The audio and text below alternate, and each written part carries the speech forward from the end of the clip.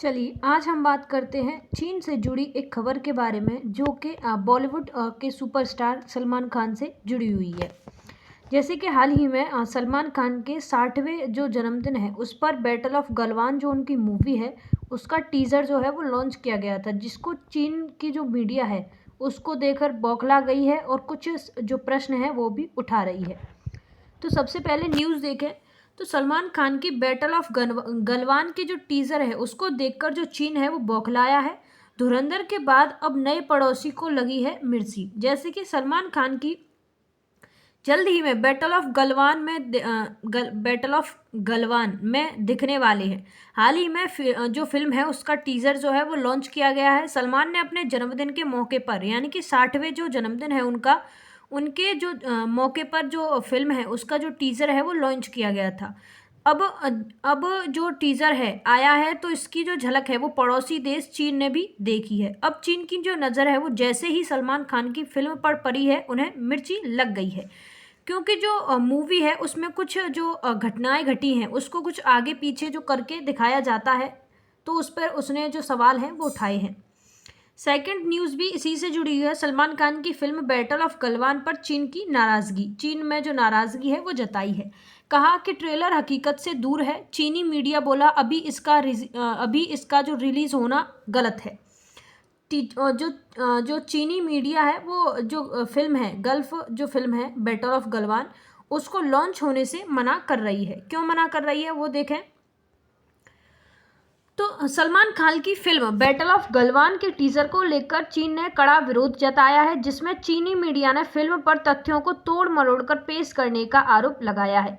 चीन के सरकारी अखबार ग्लोबल टाइम्स ने दावा किया है कि इस तरह का अति नाटकीय चित्रण चीन की जो संप्रभुता है उसको प्रभावित नहीं कर सकता।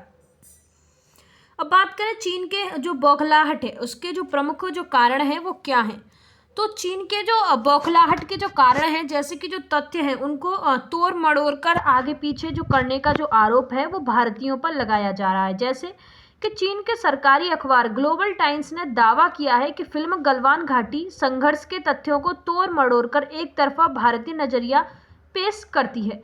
चीनी विशेषज्ञों का कहना है कि कोई भी फिल्म इतिहास नहीं बदल सकती। वहीं गलत समय पर रिलीज होने की बात करें तो चीनी मीडिया के अनुसार फिल्म का विषय और रिलीज का जो समय है वो अनुचित है, क्योंकि यह ऐसे समय में आ रही है जब भारत चीन संबंधों में सुधार के कुछ संकेत जो है वो देखे गए हैं। सलमान खान के लुक का भी मजाक उड़ाया गया है। जैसे कि चीनी सोशल मीडिया प्लेटफॉर्म बीबो पर यूजर्स ने सलमान खान के हेयर स्टाइल और वर्दी की आलोचना की है और फिल्म को अति नाटकीय भी बताया है, ओवर द टॉप भी बताया है। फिल्म की अगर कहानी की बात करें तो फिल्म जून 2020 में गलवान घाटी में भारतीय और चीनी सैनिकों के बीच हुई हिंसक झड़प पर आधारित है, जिसमें सलमान खान कर्नल संतोष बाबू की भूमिका निभा रहे हैं। अब बात करें फिल्म से जुड़ी जो मुख्य जो खबर बिंदु हैं वो क्या है, फिल्म के बारे में मुख्य जो विवरण देखें तो टीज़र जो लॉन्च होने वाला है वो लॉन्च जो हुआ है वो सलमान खान के 60वें जन्मदिन पर 27 दिसंबर 2025 को जारी किया गया है। निर्देश की बात करें तो ये डायरेक्टर जो है निर्देशक वो है अपूर्व लाखिया। रिलीज़ की अगर तारीख की बात करें तो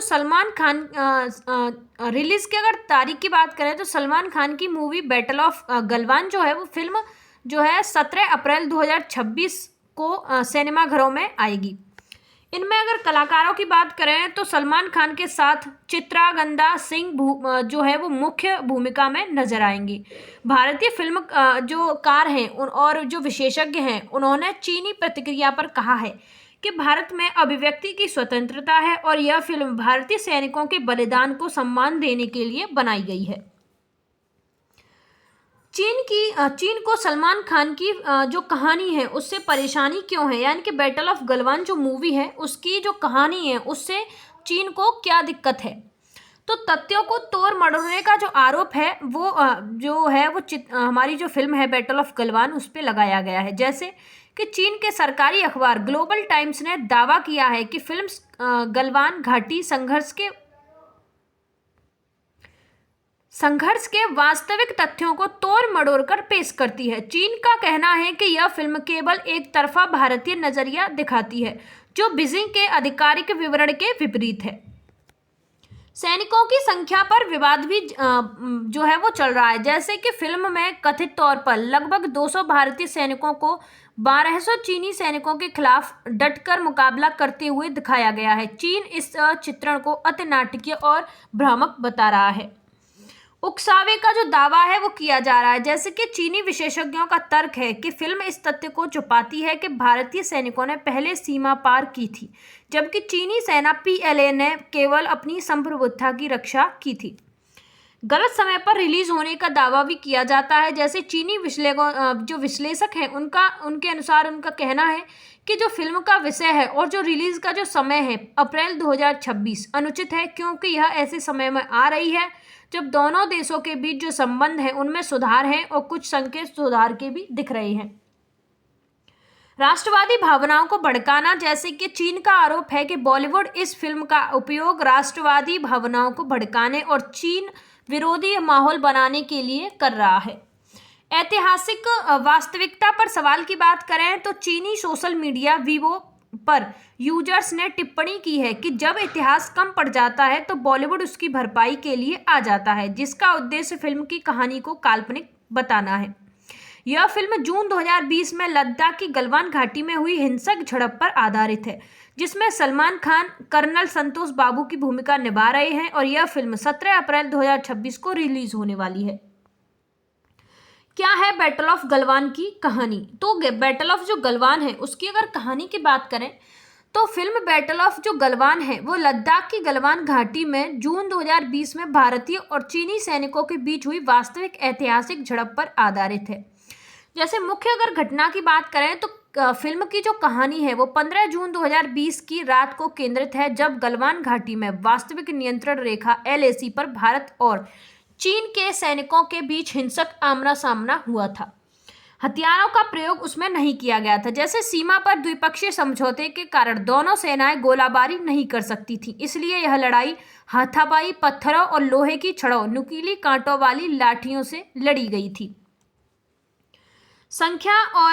अगर संख्या के मुकाबले की बात करें तो कहानी में दिखाया गया है, यानी कि फिल्म में दिखाया गया है कि लगभग 200 भारतीय सैनिकों ने 1200 से अधिक चीनी सैनिकों PLA की भारी जो संख्या है उसका डटकर जो मुकाबला है वो किया है। केंद्रीय अगर पात्र की बात करें तो सलमान खान कर्नल B संतोष बाबू की भूमिका निभा रहे हैं। कर्नल बाबू 16 बिहार रेजिडेंट के कमांडेंट ऑफिसर थे, जिन्होंने नेतृत्व करते हुए सर्वोच्च बलिदान दिया है। शहादत और वीरता की बात करें तो फिल्म उन भारतीय 20 जवानों के शहादत और अदम्य साहस को समर्पित है, जिन्होंने चीनी घुसपैठ को रोकने के लिए अपनी जान गंवाई है। भावनात्मक और मानवीय पक्ष की बात करें तो यह केवल युद्ध की फिल्म नहीं है, बल्कि सैनिकों के बलिदान और उनके परिवारों के प्रति मानवीय दृष्टिकोण को भी उजागर करती है। अपूर्व लाखिया द्वारा निर्देशित यह फिल्म जो है वो 26 में सिनेमाघरों में रिलीज होने वाली है। अब बात करें गलवान घाटी से जुड़े बिंदुओं के बारे में, तो जो गलवान घाटी है वो लद्दाख में वास्तविक नियंत्रण रेखा के पास स्थित एक अत्यंत महत्वपूर्ण और सामरिक रूप से संवेदनशील क्षेत्र है। इससे जुड़ी जो सभी पॉइंट्स हैं गलवान घाटी से, उनकी बात करें तो सबसे पहले बात करेंगे भौगोलिक स्थिति और नाम के इतिहास के बारे में। तो स्थान की बात करें तो यह घाटी पूर्वी लद्दाख में समुद्र तल से लगभग 14,000 फीट की ऊंचाई पर स्थित है। नदी की बात करें तो इस घाटी का नाम गलवान नदी के नाम पर पड़ा है, जो अक्साई चीन विवादित क्षेत्र से निकलती है और पश्चिम की ओर बहते हुए सियोक नदी में मिल जाती है। नाम के अगर इतिहास की बात करें तो इसका नाम लद्दाखी खोजकर्ता गुलाम रसूल गलवान के नाम पर रखा गया था, जिन्होंने 19वीं सदी के अंत में ब्रिटिश खोजकर्ताओं की मदद की थी। अब बात करें सामरिक महत्व के बारे में, तो अक्साई चीन का मार्ग है। जैसे गलवान घाटी सामरिक रूप से बहुत महत्वपूर्ण है, क्योंकि यह अक्साई चीन पर पहुंचने का एक छोटा रास्ता प्रदान करती है। सैन्य नियंत्रण की बात करें तो इस क्षेत्र पर नियंत्रण रखने से किसी भी सेना को आसपास के पहाड़ी इलाकों और महत्वपूर्ण सैन्य सड़कों जैसे भारत की दरबुक स्लोक दौलत बेग ओल्टी रोड पर निगरानी रखने में मदद मिलती है। अब बात करें 2020 का गलवान संघर्ष। 2020 के अगर गलवान संघर्ष की बात करें तो उसकी जो तारीख है वो 15 से 16 जून 2024 की रात को भारतीयों और चीनी सैनिकों के बीच भीषण हिंसक झड़प हुई थी।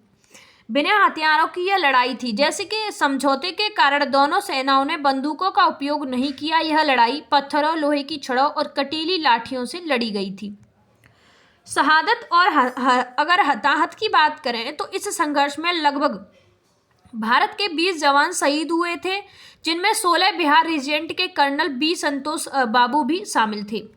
चीनी पक्ष का नुकसान, जैसे कि चीन ने आधिकारिक तौर पर केवल 4 सैनिकों की मौत स्वीकार की, लेकिन अंतर्राष्ट्रीय रिपोर्ट्स और भारतीय दावों के अनुसार उनके 38 में से 45 जो सैनिक हैं वो मारे गए थे। 38 से जो 45 सैनिक हैं वो मारने की जो खबर है वो जताई जाती है।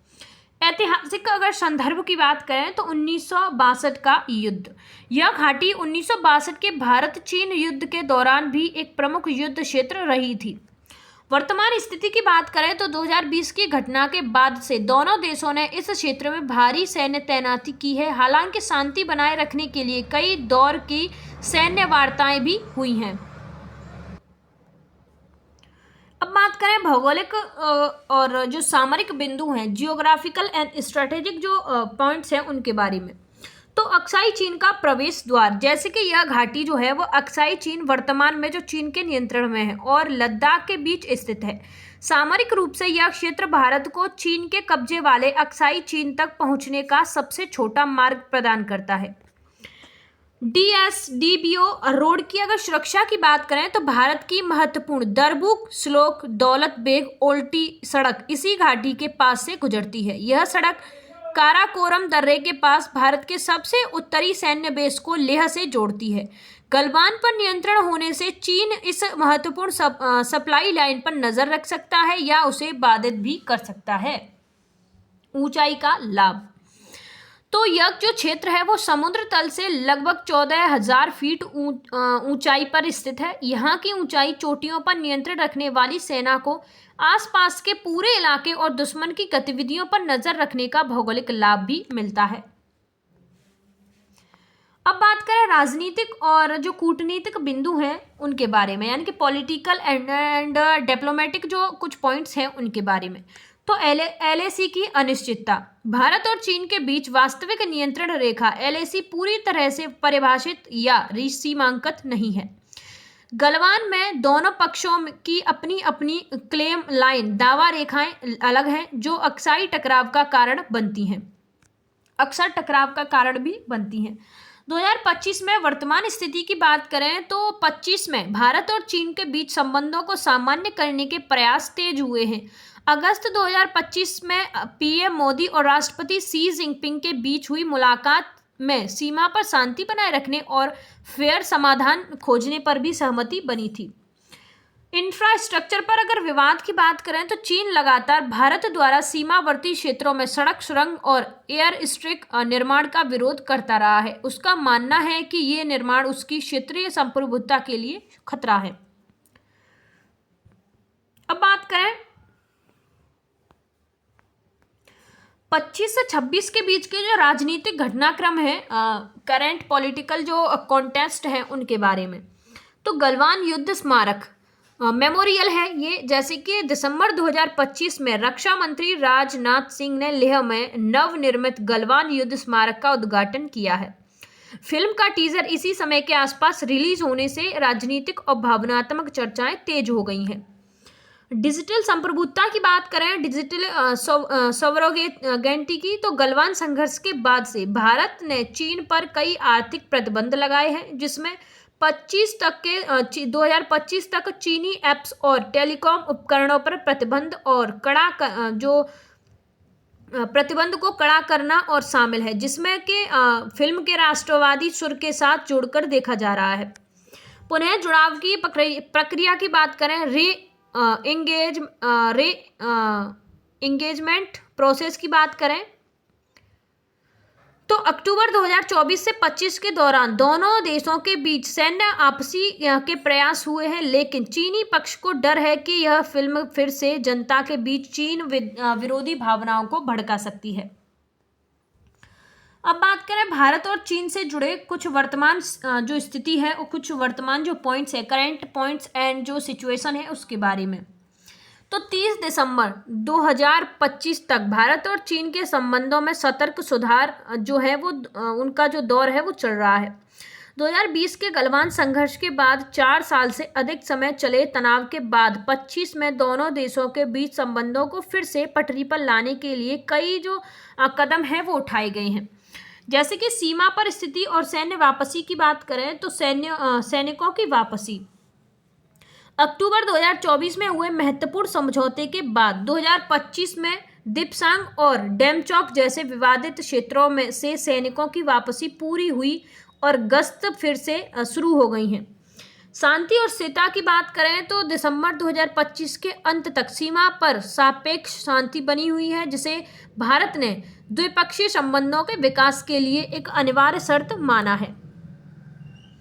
अब बात करें राजनयिक और उच्च स्तरीय वार्ता के बारे में तो मोदी सी शिखर वार्ता अगस्त 2025 में तियानजिंग में आयोजित एससीओ शिखर सम्मेलन में के दौरान प्रधानमंत्री नरेंद्र मोदी और राष्ट्रपति शी जिनपिंग के बीच महत्वपूर्ण बैठक हुई, जिसमें दोनों ने एक दूसरे को प्रतिद्वंदी के बजाय विकास भागीदारी के रूप में देखने पर जोर दिया।